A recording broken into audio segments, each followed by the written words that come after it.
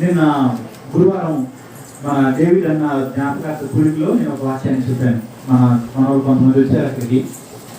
దానిలోని ఒక మాటను కొంచెం జ్ఞాపకం చేసి తర్వాత భాగంలోకి వెళ్ళాలని నేను ఆశపడతా ఉన్నాను. ఆ రోజు ఏ వాక్యం చెప్పాను అనుకుంటున్నానా?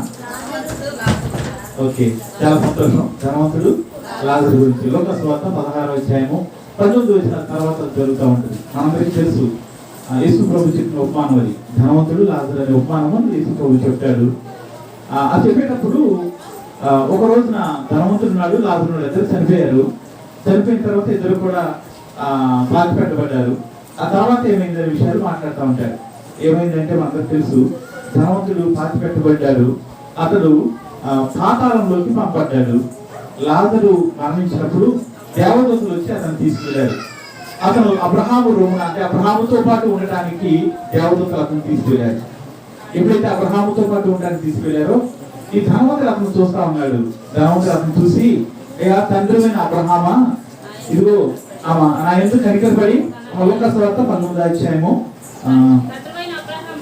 తండ్రివైన అబ్రహామా నా ఎందుకు కనికరపడి తన వేలి కొనను నీళ్ళలో ముంచి నా నాలుకను చల్లార్చుటకు ఆ లాజరును పంపించయ్యా అని అడుగుతా ఉన్నాడు. అతను దుఃఖపడతా ఉన్నాడు, వేదన పడతా ఉన్నాడు. ఆ నీళ్లతో కనీసం ఒక చుక్క నీళ్లతో ఆ నాలుకను తడుపుకోవాలని ఆశపడతా ఉన్నాడు. అలాంటి స్థితిలో ఉన్న ధనవంతుడు అబ్రహాము అడుగుతా ఉన్నాడు. ఏమని అడుగుతా ఉన్నాడు అంటే, తండ్రి అయిన అబ్రహామా అంటా ఉన్నాడు. అంటే అతను అబ్రహాము తన తండ్రి అని, తన పూర్వీకులని, అబ్రహాము విశ్వాసులకు తండ్రి అని ఎరిగిన వాడే. అంటే దేవుడు ఎవరో తెలుసు, దేవుని ఎలా ప్రార్థించాలో కూడా తెలుసు. కానీ ఎక్కడ ఉన్నాడు అతను? కొన్నాళ్ళ తర్వాత చూసే పాతాళంలో ఉన్నాడు. మనందరికీ కూడా దేవుడు ఎవరో తెలుసు, దేవుని ఎలా ప్రార్థన చేయాలో తెలుసు, దేవుని ఎలా ఆరాధించాలో తెలుసు. కానీ మనం కూడా ఒకరోజు పాతాళానికి వెళ్ళిపోయే పరిస్థితి వస్తుందేమో అని నాకు చాలాసార్లు భయం వేస్తూ ఉంటుంది. ఆ ధనవంతుడు ఏం చేస్తా ఉన్నాడంటే, లాజరు పంపించే అన్నప్పుడు అబ్రహాము ఆ ధనవంతుడైన వ్యక్తితో మాట్లాడిన మాటను చూడాలని ఆశపడుతున్నాను. చదవం మరి ఆ తర్వాత చదవరా. అబ్రహాం అంటా ఉన్నాడు, కుమారుడా నీ జీవిత కాలం అంతా కూడా నీకు ఇష్టమైనట్లు సుఖము అనుభవించాలమ్మా. ఇక్కడ ఈ ధనవంతుడు ఏ పాపం రాజు చేశాడో మనకి ఇక్కడ రాయబడలేదు. ఒకే ఒక్క మాట కనపడతా ఉంది. ఆ పాతాళంలో, నరకంలో ఉన్న ధనవంతుడితో అబ్రహాం ఒకే ఒక మాట మాట్లాడుతా ఉన్నాడు. ఏమన్నాడంటే, నువ్వు భూమి మీద ఉన్నప్పుడు నీకు ఇష్టమైనట్టు సుఖమును అనుభవించావు. ఆ రోజు నీ మాట్లాడిన మాట, నీకు ఇష్టం వచ్చినట్టు జీవించడం, లేదా మనకి ఇష్టం వచ్చినట్టు జీవించడం. చాలా మంది అంటా ఉంటారు కదా, నా ఇష్టం వచ్చినట్టు చేస్తాను, నీకెందుకు అని అంటారు. భార్యలైన వారు భర్తతో కూడా అంటున్నారు, పిల్లలైన వారు తల్లిదండ్రులతో కూడా అంటా ఉన్నారు. పక్కింటి వాళ్ళు లేదా ఎరిగిపోయిన వాళ్ళు ఎవరైనా ఇలా చేయకూడదా అని ఎవరితో చెప్పినప్పుడు, నా ఇష్టం నువ్వెవరు మాకు చెప్పడానికి అనే మాట మాట్లాడటం చూస్తా ఉన్నాం. నా ఇష్టము అనే మాట ఈ ధనవంతుడు ఎక్కడికి తీసుకెళ్ళిందంటే, ఎక్కడ తీసుకెళ్ళిందమ్మా? పాతాళంలో తీసుకెళ్ళింది. ఒక నీటి చుక్క కొరకు అరులు చాచేవాడిగా తన బ్రతుకు మారిపోయింది. పాతాళంలో అగ్ని ఆరదంట, పురుగు భయంకరమైన పరిస్థితి. ఒక వ్యక్తి తనకి ఇష్టం వచ్చినట్టు నడిస్తే, ఒక వ్యక్తి తన జీవితంలో తన ఇష్టం ఏది తనకి ఇష్టమైందో దాని ప్రకారం వెళ్తే ఒక రోజు వస్తుంది. ఆ రోజు అతని జీవితం ఎక్కడ ముగుస్తుందంటే పాతాళంలో ముగుస్తుంది, నరకంలో ముగియడానికి వస్తా ఉన్నా. ఈ రోజు ఇక్కడ వాళ్ళు ఎవరైనా సరే, నాకు ఇష్టం వచ్చినట్టు నీకు జీవిస్తారు, నువ్వెవరో చెప్పడానికి అనే మాట ఇంతకు ముందు మాట్లాడుంటే దయచేసి ఆ మాటని సరి చేసుకోండి. దేవుని సన్నిధిలో ఆ మాటను బట్టి క్షమాపణ అడగండి.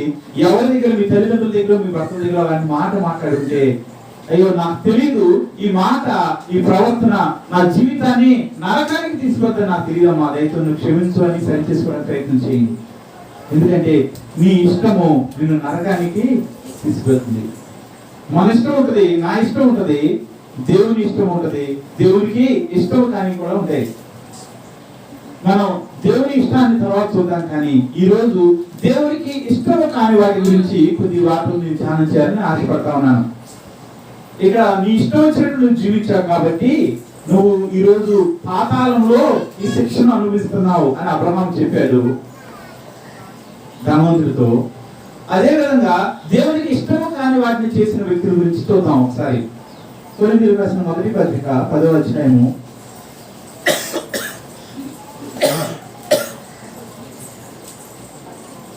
5వ వచనం చూద్దాం ఒకసారి. అయితే వారిలో ఎక్కువ మంది దేవునికి ఇష్టలుగా ఉండకపోయేది కనుక చాలమా.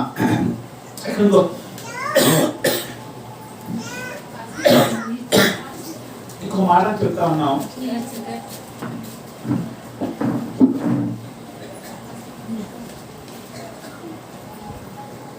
ఇక్కడ మాట చూస్తా ఉన్నాం మనం. దేవునికి ఇష్టలుగా లేని వ్యక్తుల గురించి చూస్తా ఉన్నాం. ఎంతోమంది మనం చూసిన మాటలో తనకి ఇష్టం వచ్చినట్టు ప్రవర్తించిన వ్యక్తిని చూసాము. ఇక్కడ కొంతమందిని చూడబోతా ఉన్నాం. వీరెవరంట దేవునికి ఇష్టంగా ఉండలేదు. అంటే ఇంకో మాటలో సులువుగా అర్థం చేసుకోవాలంటే దేవునికి ఇష్టమైన వారిగా వారు ఉండలేదు. దేవునికి ఏదైతే ఇష్టమో అది చేయడానికి సిద్ధపడలేదు. చాలాసార్లు మనకు అర్థం కాదు దేవునికి ఏది ఇష్టం ఉండదో. చాలాసార్లు మనము తెలుసుకోలేము దేవునికి ఏది ఇష్టంగా ఉండదో. కొన్నిసార్లు మనిషికి అర్థం కాదు ఇది దేవునికి ఇష్టమా ఇష్టం కాదా, ఈ మాట దేవునికి ఇష్టమా ఇష్టం కాదా, ఈ పద్ధతి దేవునికి ఇష్టమా ఇష్టం కాదా. చాలాసార్లు మనిషికి అర్థం కాదు. వాళ్ళు చేసే పనులు దాదాపుగా దేవునికి ఇష్టమైనగానే కనపడతా ఉంటాయి, కానీ వారి యొక్క జీవితము దేవునికి ఇష్టంగా ఉండదు చాలాసార్లు. ఇక్కడ 4 విషయాలు మనం చూడబోతా ఉన్నాం. పౌలు కొరింథీయులకు రాస్తా ఒక ఉత్తరం రాస్తా దాంట్లో దేవునికి ఇష్టం కాకుండా ఉండటానికి ఒక మనిషి జీవితంలోని ఏ అంశాలు కారణం అవుతాయో చాలా క్లుప్తంగా వివరించాడు. ఈ కొరింథీయులకు అనే పత్రిక ఎవరికి రాశాడంటే కొరింథీ అనే పట్టణంలో ఉన్న విశ్వాసం కోసం రాశాడు పౌలు. కొరింథీ అనేది ఒక పెద్ద పట్టణం, ఒక ఓడరేవు కలిగిన పట్టణం, చాలా ఎక్కువగా అభివృద్ధి చెందిన పట్టణం. అలాంటి పట్టణం విశ్వాసులతో పౌలు ఏం చేయాలని ఆశపడతానంటే దేవునికి ఇష్టంగా ఉండటం అది దాన్ని ముందుగా చెప్పలేదు, కానీ వారికి దేవునికి ఏది ఇష్టం కాదో అది వివరించడానికి ప్రయత్నం చేస్తా ఉన్నాడు. తర్వాత చదవమ్మా. లేకపోతే నేను 4 విషయాలు నేను చెప్తా ఉంటాను. 6వ వచనంలో ఒక మాట మాట్లాడుతుంది. వారు ఆశించిన ప్రకారము మనము చెడ్డ వాటిని ఆశించకున్నట్లు. వారు ఎందుకని దేవునికి ఇష్టం కాకుండా ఇష్టం లేని వారిగా మారారంటే చెడ్డ వాటిని వారు ఆశపడ్డారంట. ఏంటి ఆ చెడ్డవి, ఏంటి వాళ్ళు ఆశపడినవి, దేవునికి ఇష్టం లేకపోవడానికి కారణమై నీవేంటి అని మనం పరిశీలన చేస్తే అదే 7వ వచనం చివరి భాగంలో వారిలో కొందరి వరే మీరు విగ్రహారాధికులై ఉండకుడి. 4 విషయాలు చెప్తా ఉన్నాడు పౌలు. దేవునికి ఇష్టం లేని ఏంటో క్లుప్తంగా 4 విషయాలు చెప్తా ఉన్నాడు. అందులో మొదటిది ఏంటంట, మీరు విగ్రహారాధికులుగా ఉండొద్దు. అంటే క్లుప్తంగా చూసుకోవాలంటే మీరు విగ్రహారాధన చేయొద్దు అంటా ఉన్నాడు.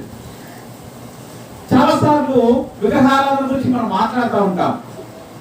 మన సంఘంలో చాలా సార్లు విగ్రహారాధన చేయొద్దు అని చెప్పాలని ఆశ ఉన్న ప్రతిసారి అయ్యో మన వాళ్ళు ఎవ్వరు కూడా విగ్రహాలకి జోలికి వెళ్ళేవారు కానీ నమస్కారం చేసేవారు కానీ ఆరాధించేవారు కానీ ఎవరు ఉండరు కదా అని చూస్తున్నారు. ఎప్పుడు విగ్రహారాధన గురించి మాట్లాడాలన్నా సరే, కానీ చాలా సార్లు నేనేం చేస్తా ఉంటానంటే దేవుని యొక్క మాటకు లోబడి విగ్రహారాధన గురించి చాలా సార్లు సంఘంలో బోధించడం జరుగుతూ ఉంటుంది. విగ్రహారాధన అనేది దేవునికి ఏ మాత్రం ఇష్టం లేని పని. ఇంకో మాటలో చెప్పాలంటే దేవునికి అసహ్యమైన పని. మీరు చాలా మంది అనుకోవచ్చు విగ్రహారాధన మేము ఎప్పుడో వదిలేసాము, లేదా మేము గతంలో విగ్రహారాధకులుగా ఉన్నప్పుడు కూడా మేము విగ్రహాలతోకి ఇప్పుడు వెళ్ళలేదని చాలా మంది మీలో చెప్పవచ్చు. కానీ విగ్రహారాధన అనేది బహు భయంకరమైన పాపమని, అది అసలు తనకేమాత్రం ఇష్టం లేదని దేవుడు ఈరోజు మరొకసారి మనకు జ్ఞాపకం చేస్తా ఉన్నాడు. విగ్రహారాధన అంటే ఏంటంటే ఒక కుటుంబం తెలుసు మాకు.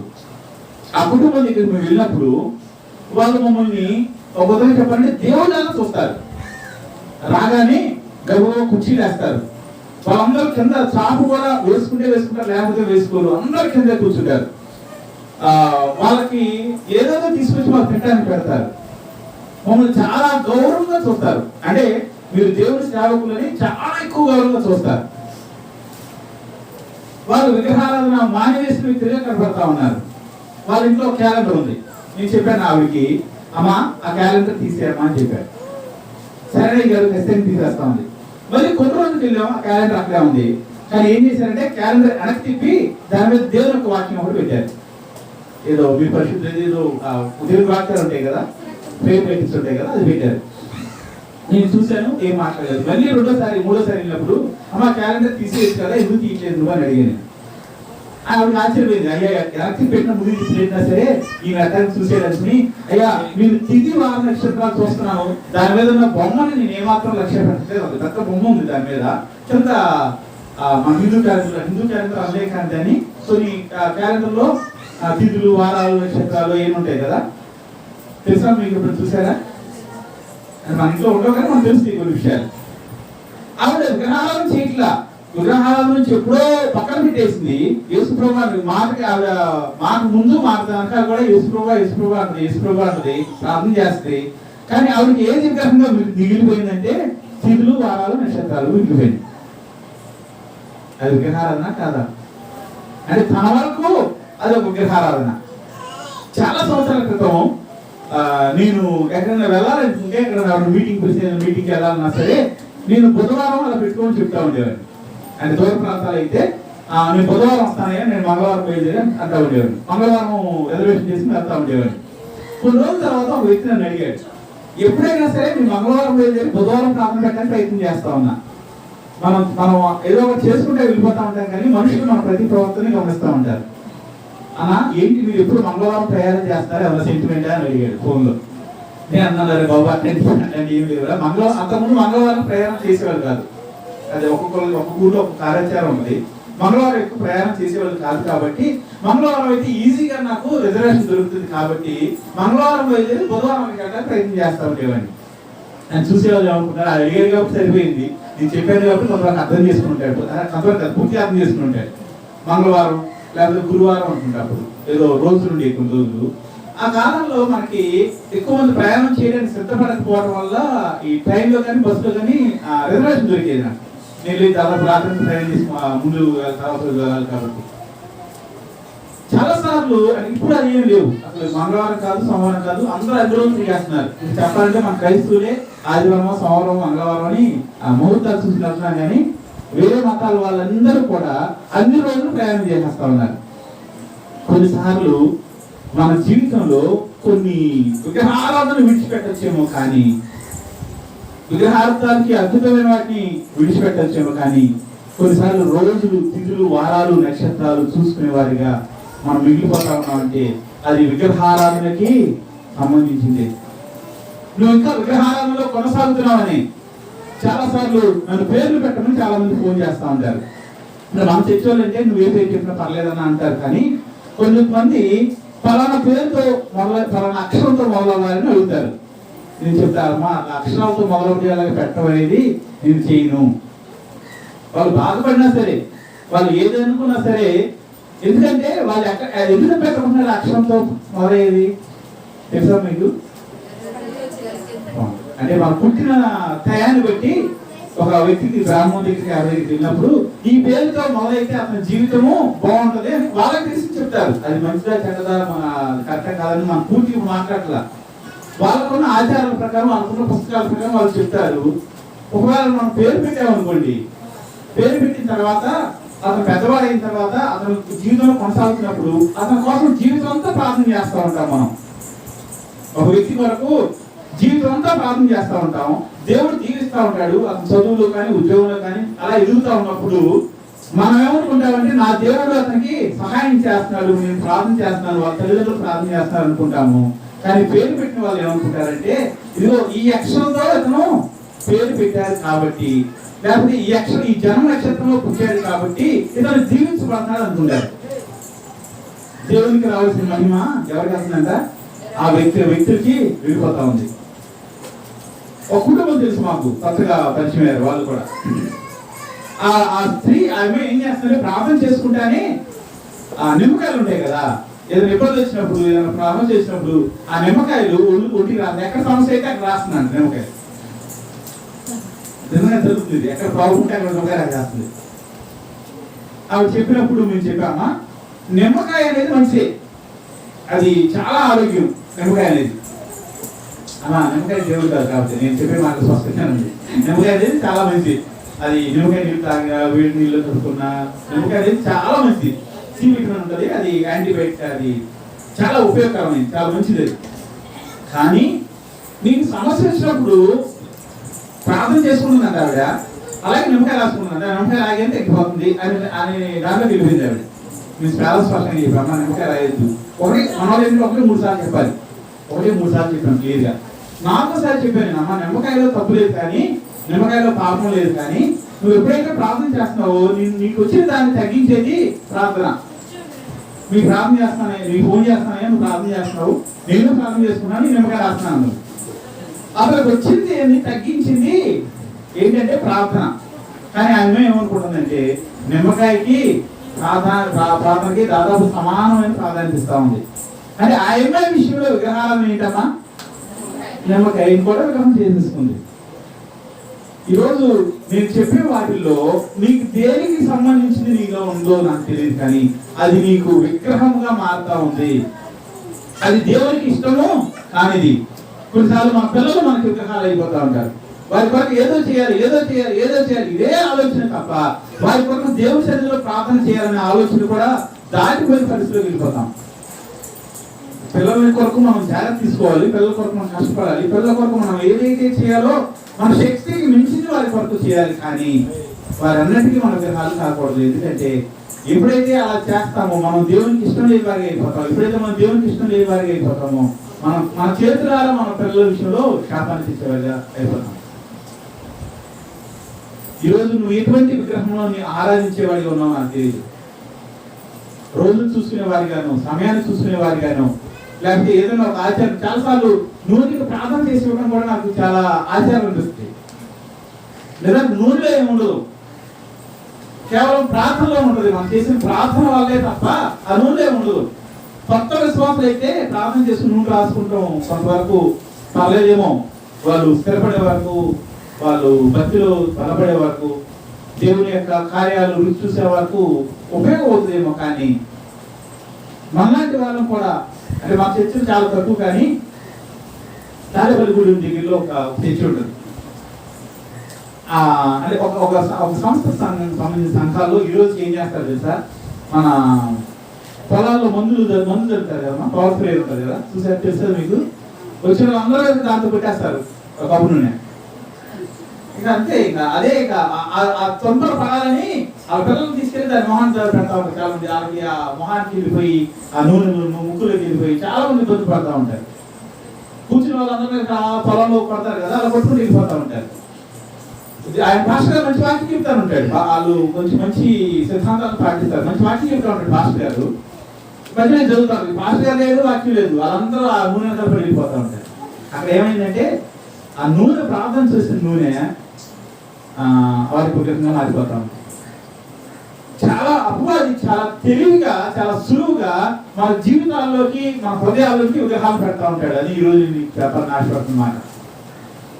ప్రార్థన చేసిన నూనెను దేవుని రక్తంగా భావించి నువ్వు చేస్తా ఉన్నా పర్లేదు, కానీ ఆ మెట్టు దాటాల్సిన పరిస్థితుంది.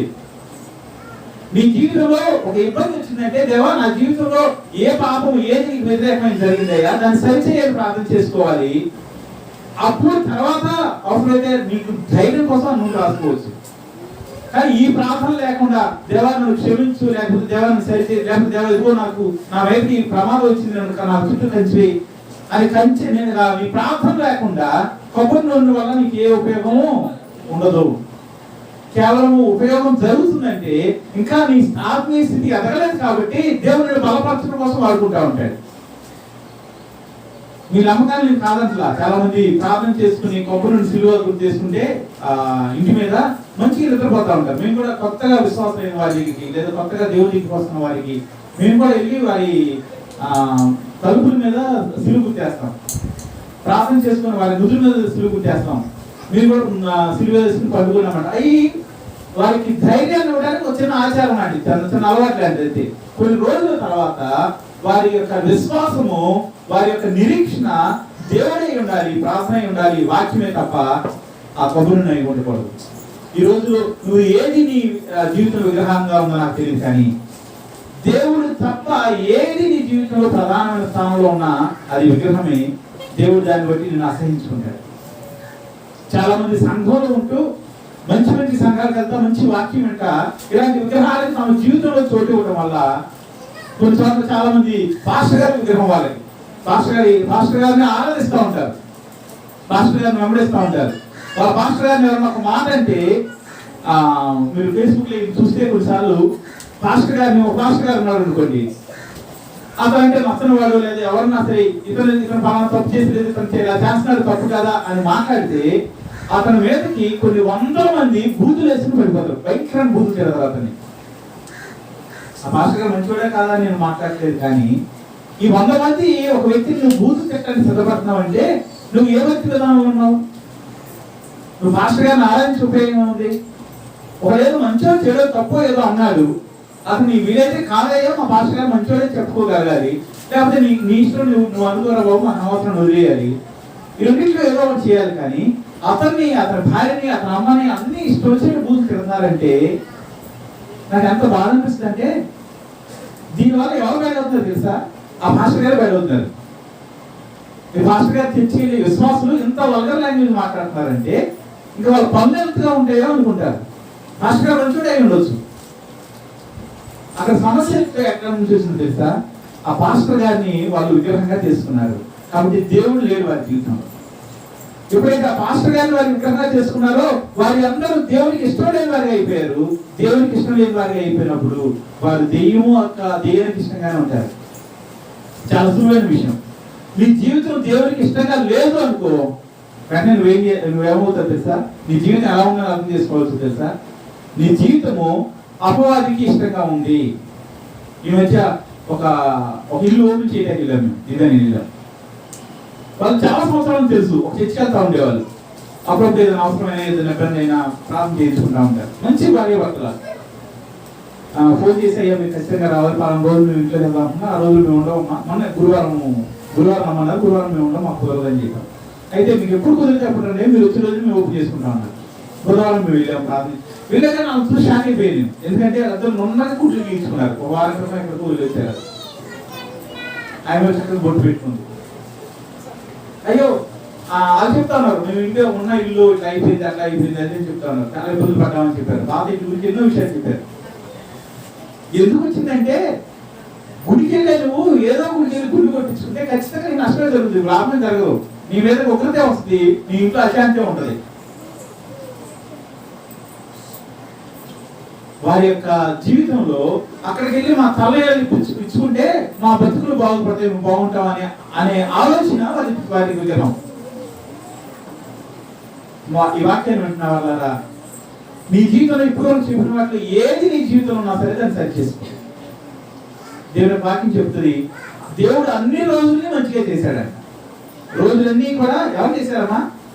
దేవుడే చేశాడు. ప్రతిరోజు మంచిదే, ప్రతిరోజు మంచిదే. నువ్వు ప్రార్థన చేసుకుని దేవుడి సహాయం ఉంటే నువ్వు వేసే ప్రతి అడుగు మంచిదే అవుతుంది. దేవునికి ఇష్టం నేను మొదటి దాని గురించి చెప్తా ఉన్నాడు పౌలు, అది విగ్రహారాధన. రెండోది చదువుమా. మరియు వారి వలె మనము వ్యభిచరింపక యుద్ధము. వ్యభిచారము వారికి దేవునికి ఇష్టం లేదంట ఉన్నాడు. నేను ప్రతి మాటను ఎక్కువ చదవట్లేదు, 5 నిమిషాలన్నీ 3 విషయాలు చెప్పాలి, ముగిస్తాను. వ్యభిచారం దేవునికి ఇష్టం లేదంట. వ్యభిచారం దేవునికి అసహ్యమైంది. వ్యభిచారం వల్ల దేవుని దగ్గర నుంచి నీ జీవితంలో శిక్ష వస్తుంది. నాకు తెలుసు కొంతమంది వ్యభిచారము చూపులు చూసిన వారు, ఆ చూపు వల్ల శిక్షింపబడిన వారు తెలుసు నాకు. అందులో చాలా మంది మేము ఎవరు కూడా వ్యభిచారం అనేది మా జీవితాలు లేదయా, మా చూపులు తలంపులు పవిత్రపరచబడ్డాయి, మా ఆలోచనలు పవిత్రపరచబడ్డాయి కొరకు మేము ప్రతి దినము దేవుని సన్నిధిలో ఎదురు చూస్తున్నాం. మా కళ్ళు జయం కలిగిన కళ్ళుగా ఉండటం కొరకు మేము దేవుని సన్నిధిలో ఎదురు చూస్తున్నాం అని మీరు చెప్పగలిగితే చాలా మంచిది. దీని చాలాసార్లు చెప్తుంది, ఆ యూత్ మీటింగ్ లో కూడా ఒకసారి చెప్పింది, చర్చ కూడా చెప్పింది అనుకుంటా నాకు తెలిసి. వ్యభిచారం అంటే ఒక స్త్రీ పురుషుడు ఒక రూమ్ లోకి వెళ్ళి తప్పు చేసేది కాదు వ్యభిచారం అంటే. అది మాత్రమే కాదు వ్యభిచారం అంటే.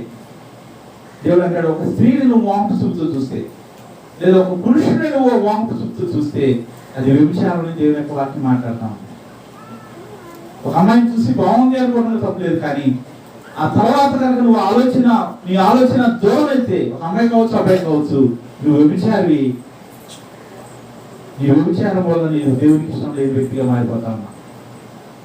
నాకు తెలిసిన ఒక సంగతి మీతో చెప్పాలని ఆశపడతాను. ఒక మాస్టర్ గారు ఉన్నారు, పాస్టర్ గారు ఉన్నారు.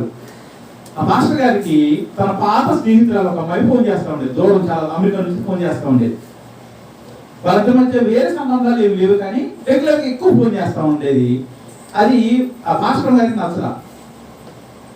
నువ్వు వాళ్ళు మాట్లాడటం సరైనది కాదు కదా, మాట్లాడకుండా ఉంటే మంచిదని చెప్పింది. ఈ మాస్టర్ గారు ఆలోచించి అనుకున్నాడు, తప్పే ఉంది, ఆయన ఎక్కడో దూరం ఉంది, నేను ఎక్కడో ఉన్నాను. వేరొక మాట అంటే ఏదైతే మాట్లాడాలో అంతకన్నా గీత దాటి మాట్లాడిన సందర్భాలు లేవు. మాస్టర్ గారు మాట్లాడలేదు, అవతల ఫోన్ చేసే అమ్మాయి కూడా మాట్లాడలేదు, కానీ ఎక్కువ సార్లు మాట్లాడుకుంటాం జరుగుతూ ఉంది. ఎక్కువ ఆమె ఫోన్ చేస్తూ ఉంది.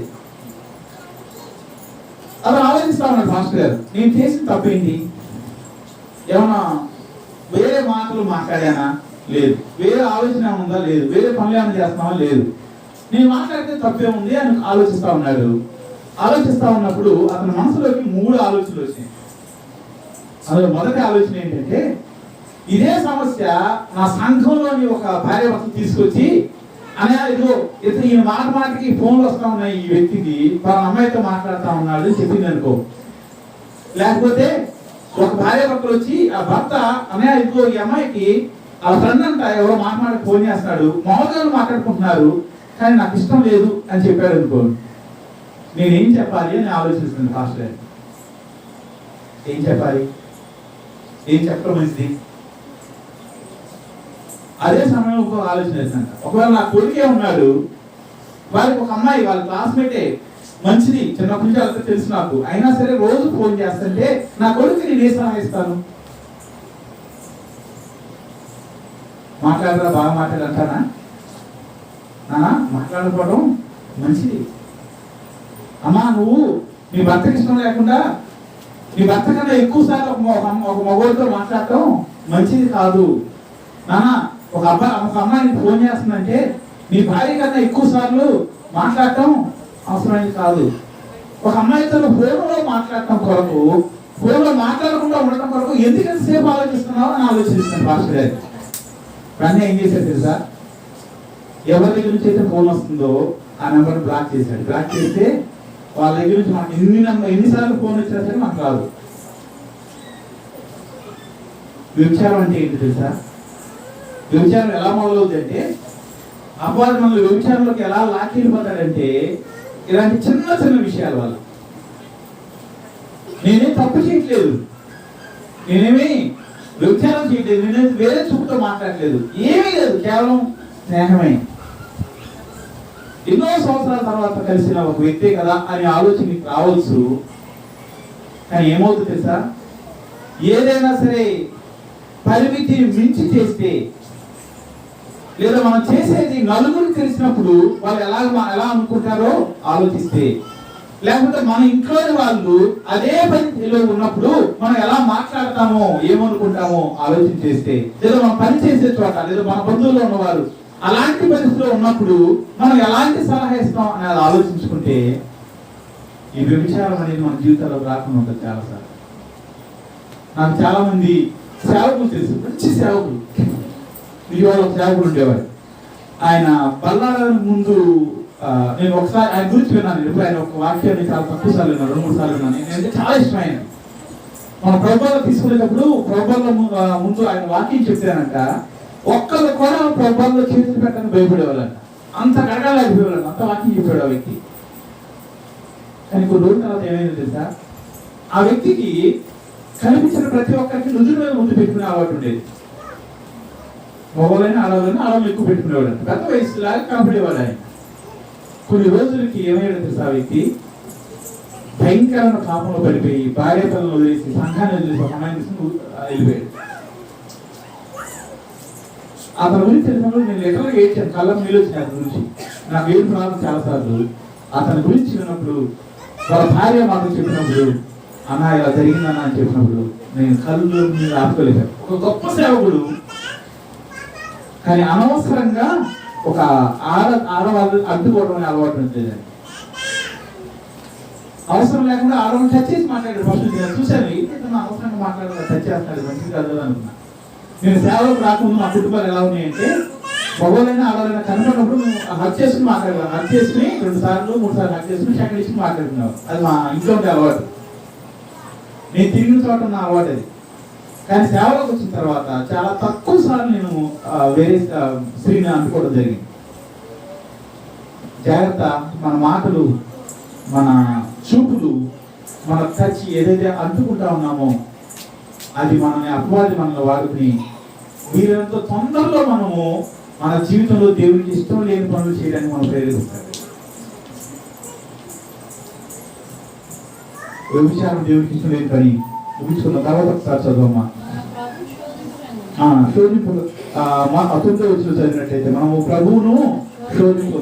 మనం 4 విషయాలు చూడబోతా ఉన్నాం. మొదటి విషయం మనం ఏం చూసామంటే, మొదటి విషయం ఏం చూసాం మనం? విగ్రహాలను గురించి చూసాం. రెండోది వ్యభిచారం గురించి చూసాం. మూడోది శోధించడం గురించి. దేవుణ్ణి శోధించడం అనేది దేవునికి ఇష్టం ఉండదంట. ఒకే విషయాన్ని మాట మాటకి అడిగి అడిగి అడిగి దాన్ని ఏమంటామంటే, ఇక్కడ శోధించడం అనే మాట రాశాడు. సాధించడం అని మనకు తెలుస్తుంది కదా. సాధించడం అనే మాట చాలా సార్లు భార్యల కొరకు వాడతారు. సాధించడం అనేది భార్యలు భర్తలు చేసడం ఒక పనిగా మనం భావించబడతాం. అంటే ఒకే విషయాన్ని బట్టి నువ్వు లాగి లాగి లాగి లాగటం అనేది సాధించడం లాంటిది. దేవుడిని శోధించడం అంటే దేవుడిని కూడా ఇబ్బంది పెట్టడం లాంటి మనుషులు ఉంటారా అంటే ఉంటారని దేవుని యొక్క వాక్యం మాట్లాడుతాం. దేవా, నాకు ఇది కావాలి, అది కావాలి, నా విషయంలో ఎందుకు ఎలా దొరుకుతుంది, చాలా చాలా మాటలు ఉంటాయి. దేవుడిని శోధించడం దేవుడికి ఇష్టం ఉండదంట. దేవుడికి మనకి ఇవ్వటం ఇష్టం, మనం దీవించడం ఇష్టం, శోధించడం ఇష్టం ఉండదు. నాలుగో మాట కూడా ఒకసారి చదువుదామా. 4వ మాట సనగటం గురించి మాట్లాడుతూ ఉన్నాడు. దేవుడి మీద సనగటం, మనుషుల మీద సనగటం గురించి అంతకుముందు మనం కొన్నిసార్లు వాక్యాలు కూడా మనం చూసుకున్నాం. దేవునికి అస్సలు ఇష్టం లేనివి, దేవునికి అస్సలు ఇష్టం లేనివి 4 విషయాలు మనం చూస్తా ఉన్నాం. మొదటిది విగ్రహారాధన, రెండోది వ్యభిచారము, మూడోది ఆయనను శోధించడము, 4వది సనగటం. సనగటం అంటే కొంతమంది పోట్లాడరు, సనుగుతూ ఉంటారు, వెనకాల మాట్లాడుతూ ఉంటారు, ఏదో చిన్న విషయాన్ని వదిలిపెట్ట మాట్లాడుతూనే ఉంటారు. ఆ సనగటం అనేది దేవుడి మీద కావచ్చు, నీ భర్త మీద కావచ్చు, నీ భార్య మీద కావచ్చు, సనగటం అనేది దేవుడికి అస్సలు ఇష్టం లేని పని. ఈ చివరిలో ఒక మాట చదివి నేను ముగించాలని ఆశపడతా ఉన్నాను. ఈ సంగతులు దృష్టాంతములుగా వారికి సంభవించి యుగాంతముందున్న మనకు బుద్ధి కలుగుటే రాయబడి. ఇక్కడ 4 విషయాలు చెప్పినప్పుడు 4 విషయాలకి 4 ఉదాహరణలు ఇచ్చాడు. ఈరోజు మనకి సమయం లేదు. సంఖ్యాకాండంలో చాలా డీటెయిల్ ఉంటుంది. ఇలాంటి ఏదైనా మనం అధ్యయనం చేయాలంటే గంటన్నర అలా మనం మాట్లాడుకుంటే తప్ప ఒక విషయం మనం చెప్పుకోలేము. సంఖ్యాకాండంలో చాలా ఈ 4 విషయాలకి సంఖ్యాకాండంలో, తర్వాత నిర్గమకాండం 8వ అధ్యాయంలో చాలా ఇక్కడ జరిగిన విషయాలు ఇక్కడ రాశాడు, పౌలు ఎత్తి రాశాడు. ఈ 4 విషయాలకి సంబంధించి ఎందుకని మనకి రాశారు అని అంటే, మనకి బుద్ధి కలగటం కొరకు రాశారంట. వారికి సంభవించినవి మనకి దేనికోసం ఉండేవి? మనకి బుద్ధి కలగటం కోసం రాశారు. బుద్ధి అంటే నిర్ణయం కూడా చెప్పారు. బుద్ధి అంటే ఆలోచన శక్తి. నీకు బుద్ధి లేదంటే మనకు తిట్టయిపోయింది, కానీ నీకు బుద్ధి అంటే నీకు ఆలోచించడం ఆ మాత్రం ఆలోచన లేదా అని అర్థం. మనకి ఇలా చేయకూడదు అనే జ్ఞానం రావడం కోసం ఇవి రాశారు. ఈ 4 విషయాలు మనం ధ్యానం చేసుకున్నాం. ఈ 4 విషయాలకు సంబంధించి మనం మామూలుగా చూసుకున్నట్లయితే మనం ఎవరు గ్రహాలను చేయట్లేదు. కానీ నేను చెప్పిన విషయాన్ని ఒకసారి ఆ విషయాన్ని ఒకసారి పరిశీలన చేసుకోండి. మనలో ఎవరు విషయాలు చేయట్లేదు నేను బలంగా నమ్ముతా ఉన్నాను. నేను చెప్పిన విధానంలో ఆలోచన చేసి దాన్ని ఆలోచన చేయండి. మనం ఎవరు దేవుడిని శోధించడం అనే ఆలోచన మనకు ఉండదు. కానీ మనం మాట్లాడే మాటలు, లేదా మనం ప్రార్థన చేసే ప్రార్థన, లేదా మనం ఆశపడే విషయాలు దేవుడిని శోధించేవిగా ఉన్నాయేమో. చాలా సార్లు మనం ఉండాల్సిన రీతిలో ఉండకుండా దేవుడిని శోధిస్తూ ఉంటాం. కొన్నిసార్లు కొంతమంది అంటారు, నేను ఎవరికి దేవుడు మనల్ని ఒక వ్యక్తిని ఎన్నుకొని సేవ చేయమని పంపించినప్పుడు సేవలోకి మనుషులు రావటం కొరకు ప్రయత్నాలు చేయకుండా సేవ ఎదగట్లేదు ప్రార్థన చేసేవాళ్ళు చాలా మంది ఉన్నారు. మేము మన పాస్టర్ దగ్గరికి వెళ్తే వాళ్ళు అంతసేపు మాకు సహాయం చేసేవాళ్ళు లేరు, డబ్బు ఇచ్చేవాళ్ళు లేరు, పేదరికంలో ఉన్న ఇదే మాట్లాడుతూ ఉన్నారు. నోటి దాకా వచ్చింది నాకు చెప్పాలి. ఎందుకంటే మనకి డబ్బులు ఇచ్చేవాళ్ళు ఉన్నా సరే, సహకరించే వాళ్ళు ఉన్నా సరే, బంగ్లాగా ఉన్నా సరే, మనకి దేవునితో సహవాసం లేకపోతే సేవ అనేది అభివృద్ధి పొందదు. మన బంధువులు ఉన్నంత మాత్రం వాళ్ళు వచ్చి చర్చిలో కూర్చోరు, కూర్చున్నా ఉపయోగం ఉండదు. కేవలం మనం దేవునితో సంబంధం కలిగి ఉండే, దేవుని దగ్గర మనం ఒళ్ళు దగ్గర పెట్టి, నేను అది మాట్లాడాను, మనం దేవుని దగ్గర కొంచెం ఒళ్ళు దగ్గర జాగ్రత్త పెట్టుకుంటే ప్రతి సేవకుని దేవుడు వాడుకుంటాడు. వాళ్ళు ఏం చేస్తున్నారంటే దేవుణ్ణి శోధిస్తున్నారు, అయ్యా మాకు సంఘం పెరగడానికి సహాయం చేయి, సంఘం మనుషులు తీసుకురా అంటున్నారు. కానీ వాళ్ళ చూపంతా ఎక్కడ ఉందంటే మాకు ఆర్థికంగా సహాయం చేసే వాళ్ళు లేరు, మాకు బంధువులు లేరు, మాకు అండగా నిలబడే వాళ్ళు లేరు. ఇదే మాట్లాడుతున్నారు. వాళ్ళ ప్రార్థన అవుతుంది, వాళ్ళ ప్రవర్తన అవుతుంది. వాళ్ళు ఏం చేస్తున్నారంటే దేవుడిని శోధిస్తా ఉన్నారు. ఇంకా ఉదాహరణ చెప్పడం సమయం సరిపోదు, కానీ 4వది సంఘటన.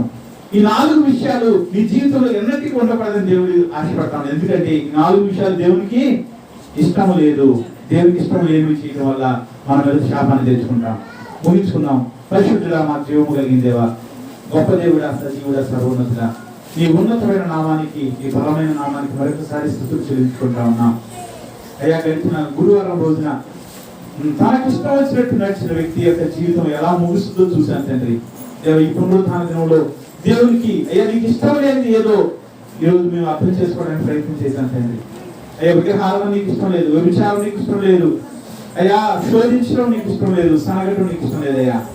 అయ్యా, మేము విగ్రహాలను చేయట్లేదు అయ్యా, మేము విచారం చేయట్లేదు అయ్యో, నిన్ను శోధించేంత పతన స్థితికి మేము అన్నట్టు దిగదారము, నీ మీద సరిగేంత పరిస్థితి మేము అన్నట్టు దిగదారమని మేము అనుకుంటున్నాము. కానీ అయ్యా, కొద్ది వాటలు మేము ధ్యానం చేస్తుండే అలాంటి స్థితిలో లేదా దానికి సంబంధించిన స్థితిలో ఎవరున్నప్పటికీ వారి కనులు మీరు సేవ చేసి వారి హృదయాలు మీరు సరి చేసుకుని అయ్యా నీతో సమాధాన పడే స్థితి ప్రతి ఒక్కరిని తీసుకురామని, ప్రతి ఒక్క బిడ్డ, ఇస్లాంలో ప్రతి ఒక్క వ్యక్తి నీకు ఇష్టం వచ్చినట్టుగా ఉండటానికి సహాయం చేయమని యేసయ్య నామములో అడిగి వేడుకున్నాం తండ్రి.